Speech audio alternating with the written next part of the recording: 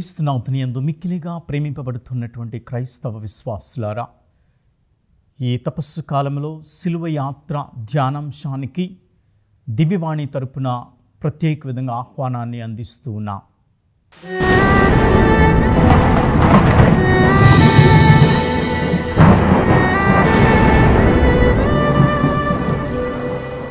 ఈ దినము ఈ రాత్రికాల సమయంలో మీకోసం దేవుని వాక్యాన్ని చదవాలనుకుంటూ ఉన్నాను.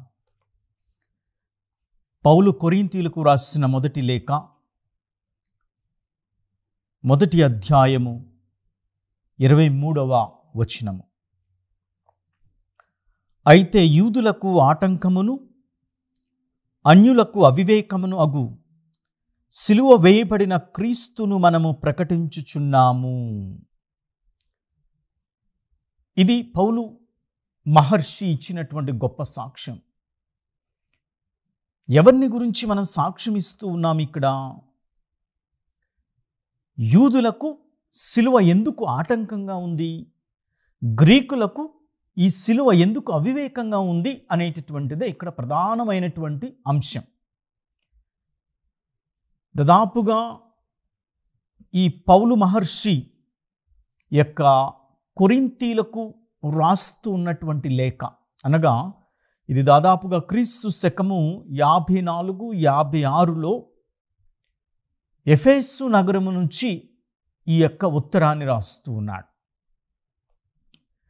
ఈ పౌలు మహర్షి వేసినటువంటి పునాదులలో ఈ కొరింథీల సంఘము కూడా ఒకటి కాబట్టి ఈ కొరింథీలకు ఉద్దేశించి చెప్పినటువంటి వాక్యాలు మరీ ముఖ్యంగా ఇక్కడ క్రైస్తవ జీవితం క్రీస్తు కేంద్రంగా ఉండాలి అని అనేదే పౌలు యొక్క ప్రధాన ప్రబోధము, ప్రవచనం.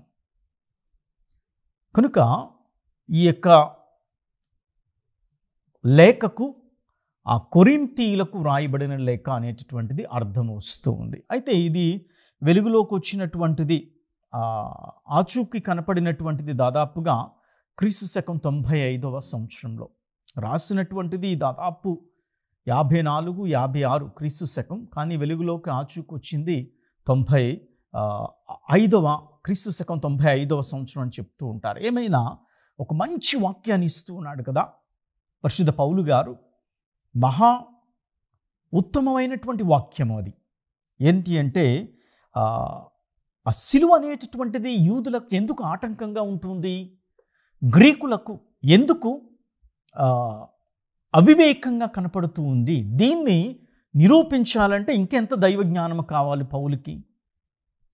ఆయన ధర్మశాస్త్రాల్లో నిపుణుడు. ఎందుకంటే గమాలియేలు అనేటటువంటి ఒక గురువు, పండితుడు దగ్గర ధర్మశాస్త్రాన్ని నేర్చుకున్నాడు. ఒక యూదుడిగా ఈ ధర్మశాస్త్రాన్ని క్షుణ్ణంగా చదువుకుని ఉన్నాడు. ఇప్పుడు ఆ యూదులకే తాను ఆటంకంగా ఉన్నటువంటి యేసయ్య లేకపోతే సిలువ, యేసుక్రీస్తు మరణము, ఇవన్నీ కూడా యూదులకు ప్రత్యేక విధంగా చెప్పాలి అని అంటే చాలా కష్టం.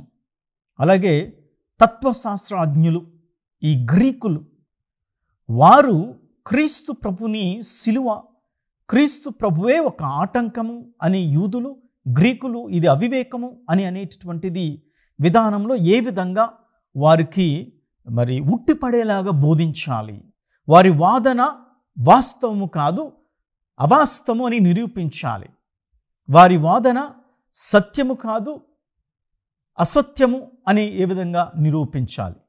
ఇవి మరి ముఖ్యమైనటువంటి శబ్దములు పౌలు గారికి ఉన్నటువంటి మంచి స్వార్థ ప్రయాణంలో మంచి శబ్దాలు ఉన్నాయి ఆయనకి. అందుకనే ఆయన అంతగా చెప్పేటటువంటి విషయాలను మనం చూసుకున్నట్లయితే మరలా మొదటి కొరింథీయులకు రాయబడినటువంటి లేఖలో 1వ అధ్యాయము 18వ వచనంలో కూడా చక్కగా ఉంది. 2 వాక్యాలు కూడా మనం పోయిన భాగంలో ధ్యానం చేసుకుంటున్నాం. అక్కడ నుంచి కొంచెం లోతుగా ప్రయాణం చేయటానికి ప్రయత్నం చేద్దాం ఈ ధ్యానాంశాలలో. ఏలైనా భ్రష్టులైపోవచ్చిన వారికి క్రీస్తు సిలువ మరణమును గూర్చిన సందేశము అర్ధరహితమైనది, కానీ రక్షింపబడుచున్న మనకు అది దేవుని శక్తి. రక్షింపబడుచున్నటువంటి వారికి ఇది దేవుని శక్తి. ఇక్కడ మరలా 23వ వచనంలో కూడా చక్కగా చెప్తూ ఉన్నాడు. సిలువ వేయబడినటువంటి క్రీస్తుని మనము ప్రకటిస్తూ ఉన్నాము. ఆ సిలువ వేయబడినటువంటి క్రీస్తు యూదులకు ఆటంకముగాను గ్రీకులకు అవివేకముగా ఉన్నటువంటి వ్యక్తిని ప్రజలారా మనము ప్రకటిస్తూ ఉన్నాం, క్రైస్తవ విశ్వాసులారా మనము విశ్వసిస్తూ ఉన్నాం అని చక్కగా పరిశుద్ధ పౌలు గారు మరి ఆ కొరింథీలకు సంఘానికి చక్కగా తేటతెల్లం చేస్తూ ఉన్నాడు. మీ జీవితంలో క్రీస్తునే ప్రకటన చేయండి. ఎందుకంటే అనేకమైనటువంటి వాళ్ళు దీన్ని అనేక విధాలుగా వర్ణిస్తూ ఉంటారు, వారి జ్ఞానాన్ని బట్టి వర్ణిస్తూ ఉంటారు. కానీ మోసపోవద్దు. వారికి అవివేకమైనటువంటిది మన వివేకము, వారికి ఆటంకంగా ఉన్నటువంటిది మనకు అద్భుతము అని పౌలు మహర్షి నమ్మి మరి వారందరికీ కూడా బోధపడేటటువంటి విధంగా ప్రవచిస్తూ ఉన్నాడు. ఇప్పుడు కొంచెం ఆలోచన చేద్దాం ప్రియమైనటువంటి దేవుని విశ్వాసులారా. ఎందుకు యూదులకు సిలువ ఆటంకంగా ఉంది? పిలాతు యేసును యూదుల రాజుగా అంగీకరించాడు కదా.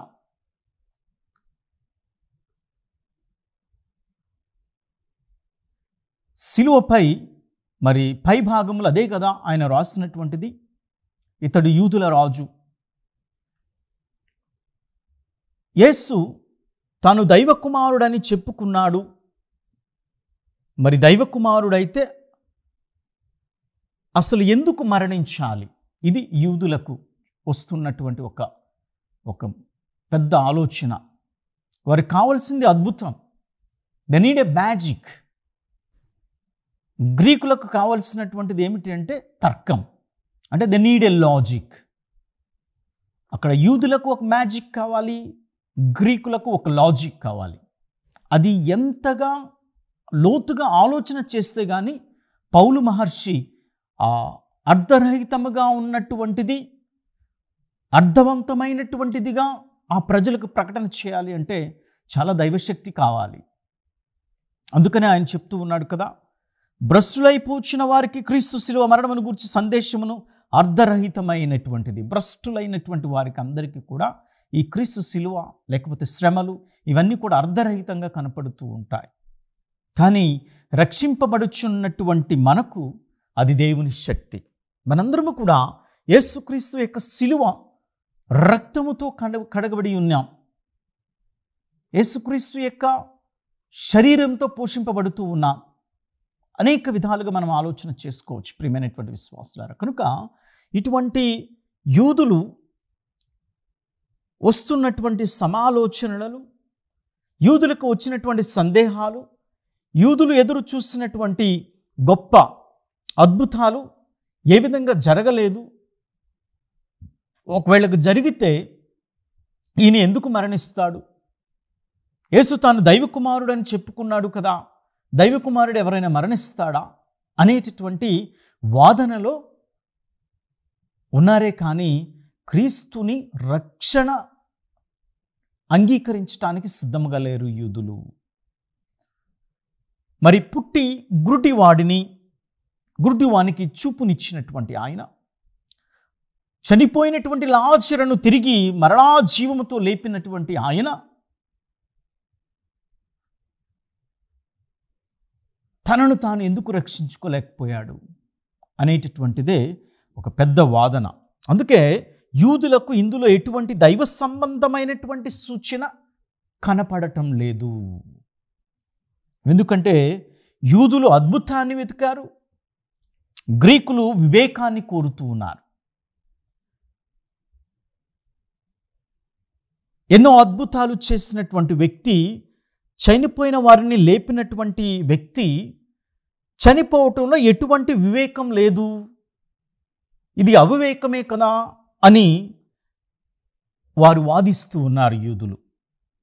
అటువంటి వ్యక్తి దేవుడిగా, దేవుని కుమారుడుగా ఎవడైనా మరణిస్తాడా?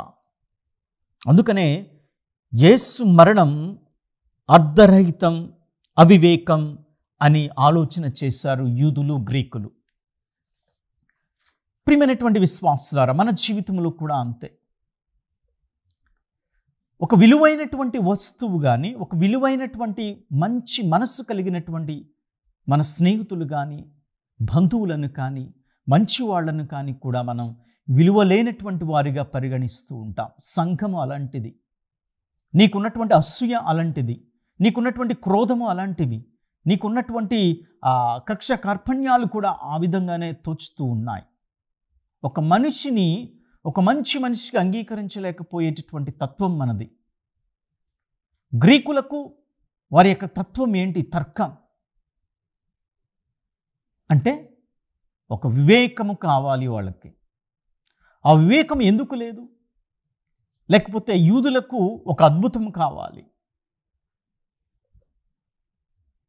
ఆ అద్భుతం ఎందుకు లేదు అనేటటువంటిది వారికి ఉట్టి పడేలాగా బోధించటమే పౌలు మహర్షికి ఉన్నటువంటి గొప్ప శబ్దం. ఇక్కడ ఆషామాషమైనటువంటి విషయం కాదు ఇది. ఎందుకంటే ఆ యూదులు ధర్మశాస్త్రాన్ని క్షుణ్ణంగా తెలిసినటువంటి వాళ్ళు, అలాగే గ్రీకులు తత్వశాస్త్ర నిపుణులు, జ్ఞానులు, అనేకమైనటువంటి వాళ్ళు ఉన్నారు. మరి వీరందరికీ కూడా జ్ఞానోదయం అయ్యేటటువంటి విధంగా బోధించాలి అని అంటే దైవశక్తి కలగాలి. అందుకని ఆయన మొదటి అధ్యాయంలోనే ఆ కొరింథీ సంఘాలకు రాస్తున్నటువంటి లేఖలో చక్కగా చెప్తూ ఉన్నారు. భ్రష్టులైపోవచ్చున్నటువంటి వారికి క్రీస్తు శిలువ మరణం గూర్చిన సందేశము అర్ధరహితమైనటువంటిది. కానీ రక్షింపబడుచున్న మనందరికీ కూడా అది దేవుని శక్తి. నీకు నాకు కూడా దేవుని శక్తి. ఎందుకంటే నీవు నేను దేవుని బిడ్డలం అవుతూ ఉన్నాం జ్ఞానస్థానంలో. యేసయ్య శిలువ యొక్క బలి యాగముతో మనందరము కూడా మరలా ఆ యొక్క పాపము నుండి తొలగింపబడి యేసునకు బిడ్డలు అవుతూ ఉన్నాం, సాతానికి దూరం అవుతూ ఉన్నాం. అందుకనే చూస్తూ ఉన్నాము కదా, మనం యేసుక్రీస్తు శిలువ మీద మరణిస్తూ ఉన్నప్పుడు కూడా ఆయన మహా ఆవేదనతో, ఎంతో దుఃఖముతో ఒక అక్రందన నాదం చేసి ఉన్నాడు.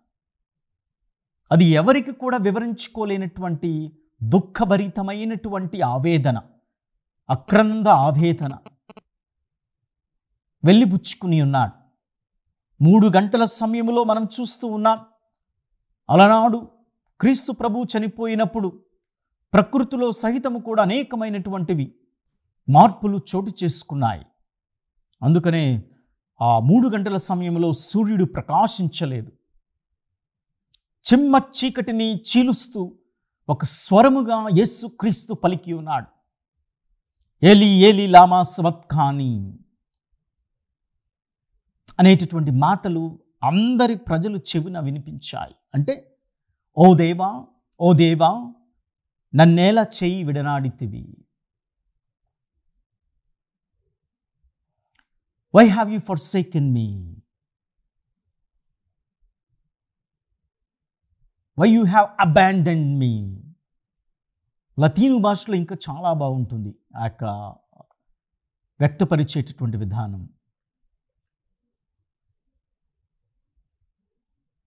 పూర్తిగా సంపూర్తిగా నన్నేల చెయ్యి విడనాడితివి తండ్రి అని ఒక అక్రందన నాదం, దుఃఖపూరితమైనటువంటి ఆవేదన, ఎవరితో కూడా చెప్పలేనటువంటి ఆ దుఃఖ గాయాలు, శరీర గాయాల మధ్య కొరడా దెబ్బలతో, ముళ్ళు కిరీటముతో, సిలువ మోసినటువంటి ఆ భారము భుజస్కంధాల మీద గాయాలతో, ఈటి పోటుల చేత పొడవబడినటువంటి తన రుధిరము, శరీరము, అన్ని వైపులా ధారాళంగా ప్రవహిస్తున్నటువంటి తన రక్తము, ఒకే ఒక ప్రార్థన, ఓ దేవా, ఓ దేవా, నన్నేలా చేయి విడనాడితివి. ఆ క్షణాలు ప్రభువు అనుభవించినటువంటి బాధ, శారీరక, మానసిక, ఆధ్యాత్మిక వేదనలు మిళితం చేస్తూ ఉన్నాయి. అన్నీ కూడా మిళితమైపోయాయి ఆ యొక్క అరుపులో, ఆ యొక్క బాధను వ్యక్తపరిచేటటువంటి విషయంలో. తండ్రి, నన్నేలా చేయి విడనాడితివి. తన తండ్రి తనను విడిచిపెట్టాడు.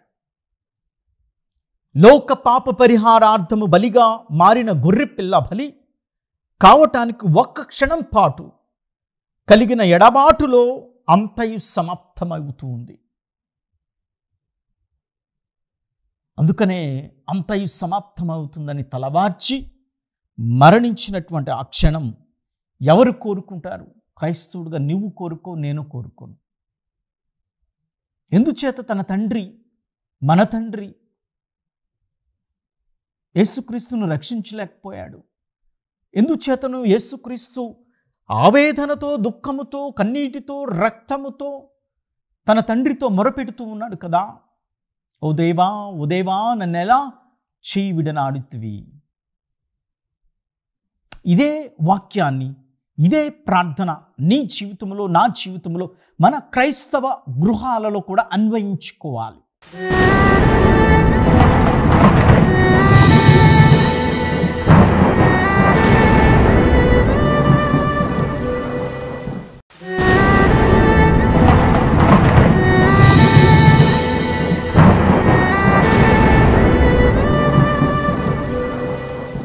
ఎక్కడ చూసినా సరే అశాంతి, ఎక్కడ చూసినా సరే బాధలు, ద్వేషాలు, క్రోధము, ఈర్ష్య, పగ, కక్ష, కార్పణ్యాలు అన్నీ కూడా ఉన్నాయి. ప్రతి కుటుంబంలో, ప్రతి స్నేహంలో, ప్రతి ప్రేమలో స్వార్థం, నిస్వార్థమైనటువంటి స్నేహాలు లేవు, నిస్వార్థమైనటువంటి ప్రేమలు లేవు. ఇలాంటి పరిస్థితుల్లో చాలామంది కూడా ఇదే ప్రార్థన చేసుకుంటూ ఉంటాం. మనం కూడా అదే ప్రార్థన చేయాలి. తన తండ్రికి తాను ప్రార్థన చేసుకున్నాడు. దేవా, దేవా, నన్నేలా మరిచిపోయావు, నన్నేలా విడనాడితివి, నన్నేలా త్రోసిపుచ్చావు. అనేకమైనటువంటి పదాలు వస్తూ ఉంటాయి దీనికి. నీవు నేను అదే ప్రయాణంలో ఉన్నాం ఈ సిలువ యాత్రలో.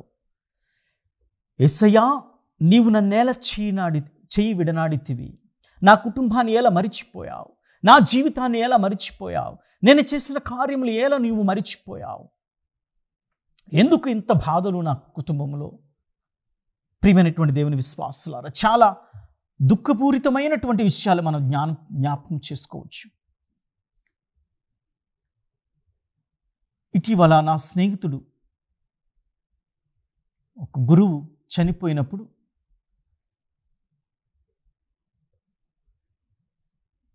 ఆయనను పరామర్శించడానికి వెళ్ళాను. తల్లిని, ఆ భౌతిక దేహాన్ని చూసి ప్రార్థన చేసి, ఇంకా అక్కడ ఉన్నటువంటి తల్లి నన్ను చూసి గట్టిగా కౌగిలించుకుంది. తన కన్నీళ్లు ఆగటం లేదు. 3 నెలల క్రితమే తన భర్తను కోల్పోయిన తల్లి మరలా 3 నెలల తరువాత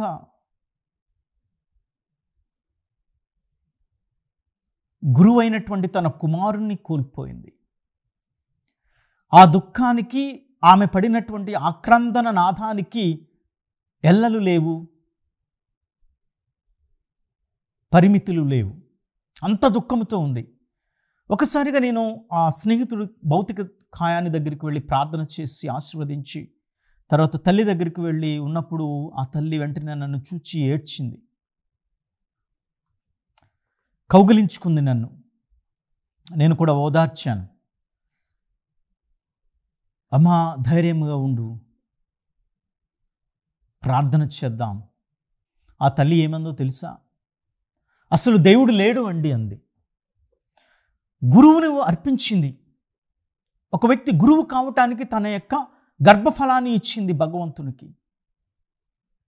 కానీ ఈ సమయంలో ఆ గురువును, తన కుమారుడైనటువంటి గురువుని దేవుడు తీసుకుని వెళ్ళినప్పుడు ఆ తల్లి చెప్పినటువంటి మాటలు, దేవుడు లేడు బాబు. నాకు చాలా బాధ అనిపించింది. ఏం సమాధానం చెప్పాలో నాకు అర్థం కాలేదు. ప్రియమైనటువంటి విశ్వాసులారా, ఏ విధంగా ఆ తల్లి యొక్క దుఃఖాన్ని ఓదార్చాలో నాకు అర్థం కాలేదు అసలు. నాకు తల్లి లేనటువంటి బాధ తెలుసు. ఎందుకంటే మా అమ్మగారు కూడా 2011లో చనిపోయారు. మరీ తల్లి యొక్క ఊరేగింపుకి వెళ్ళి మరీ తల్లి స్వరూపం ముందే నా తల్లి తుది శ్వాస విడిచి ఉన్నారు.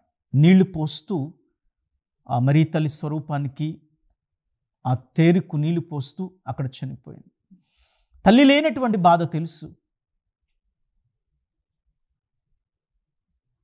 నేను కూడా చాలా మరీ తల్లి మీద చాలా కోపంగా ఉన్నాను. ఒక నెల మా అమ్మ చనిపోయినప్పుడు, ఎందుకు మా అమ్మను తీసుకెళ్ళావు తల్లి, నీతో మాట్లాడను, నీకు జపమాల చెప్పను, నిన్ను అసలు చూడనని ఒక నెల రోజులు నేను మరీ తల్లి యొక్క స్వరూపాన్ని జపమాలను జపించలేదు, చూడలేదు. కానీ తర్వాత మరీ తల్లి ఒక నెల తర్వాత నన్ను దగ్గరగా లాక్కుంది. ఆ తల్లి, నీ తల్లి నా దగ్గరే ఉంది, ఇంకా అనాథులుగా ఉన్నటువంటి అభాగ్యులుగా ఉన్నటువంటి చాలామంది ఉన్నారు, వారికి నీ ఆ ప్రేమను పంచగలవా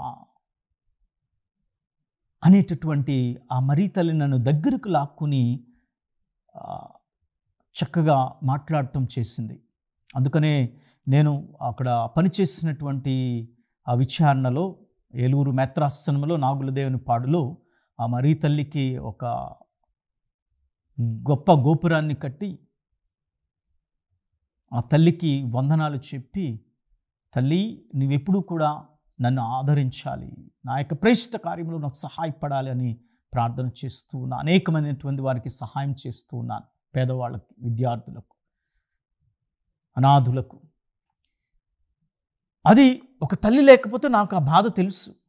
ఇక్కడ ఒక తల్లి గురువైనటువంటి బిడ్డను కోల్పోయినప్పుడు ఆ తల్లి చెప్పింది, నా దేవుడు లేడు బాబు అన్నప్పుడు నేనేం చెప్పాలో నాకు అర్థం కాలేదు. ప్రియమైనటువంటి విశ్వాసులారా, మీరు ఆ స్థాయిలో ఆ పరిస్థితిలో ఉంటే మీకు కూడా ఏం చెప్పాలో నాకు తెలియదు, మనకు కూడా తెలియదు. కానీ ప్రార్థన చేయాలి. అందుకనే ఓ దేవా నన్నేల విడనాడితివి అని యేసయ్య మరణించాడు కదా. ఆ నిశ్శబ్దపు ఘడియలలో ఈ యొక్క చీకటిని చీల్చుకుని పోయినటువంటి పదాలు, ఏలి ఏలి లామా సబక్తానీ, తండ్రి తండ్రి నన్నేలా విడనాడితివి. ఈ తల్లికి కూడా ఇదే చెప్పాలనుకున్నా. యేసుక్రీస్తు చనిపోయినప్పుడు కూడా తన తండ్రికి ప్రార్థన చేశాడమ్మా, కానీ తన తండ్రి స్పందించలేదు.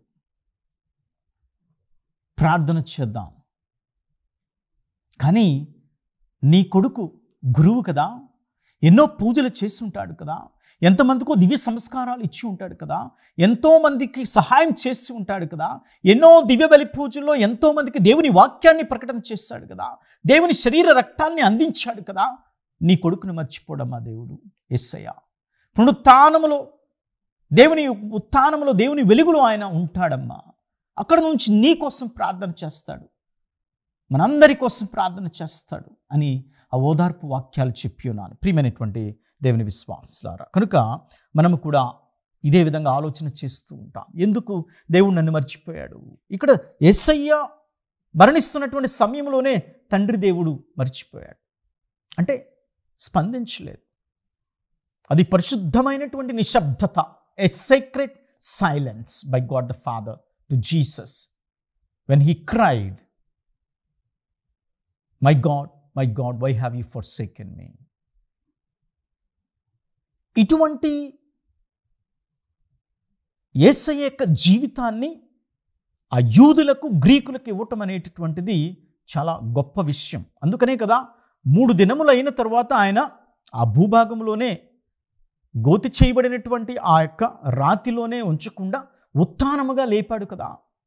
ఎంత గొప్ప భాగ్యం! ఇది అద్భుతము కాదా యూదులకు? ఇది యొక్క వివేకము కాదా గ్రీకులకు అని పౌలు మహర్షి బోధించాడు. ప్రియమైనటువంటి విశ్వాసులారా, కనుక ఆ తల్లి కుమారుని చూసింది. గురువుగా ఉన్నటువంటి తన కుమారుడు మరణిస్తే మన సమాధానం లేదు, కానీ ఉత్థానం అనేటటువంటి ఓదార్పు వెలుగు నేను ఇవ్వగలిగాను, ఆ తల్లికి చెప్పాను. కనుక మనము కూడా ఆ దేవునికి ప్రార్థన చేసుకుందాం. నిరుత్సాహంతో ఉన్నటువంటి మనందరినీ ఆ పునరుత్థాన వెలుగు కాపాడాలని, దేవుని యొక్క నిశ్శబ్దత ఉన్నా, దేవుని యొక్క జాప్యత ఉన్నా, దేవుని యొక్క వెలుగు మనందరినీ కూడా నడిపిస్తుంది. దేవుడి వాక్యాన్ని వింటున్నటువంటి మిమ్మలను, మీ కుటుంబాన్ని ఆశీర్వదించునుగాక. పిత, పుత్ర, పవిత్ర ఆత్మ నామమున ఆమేన్.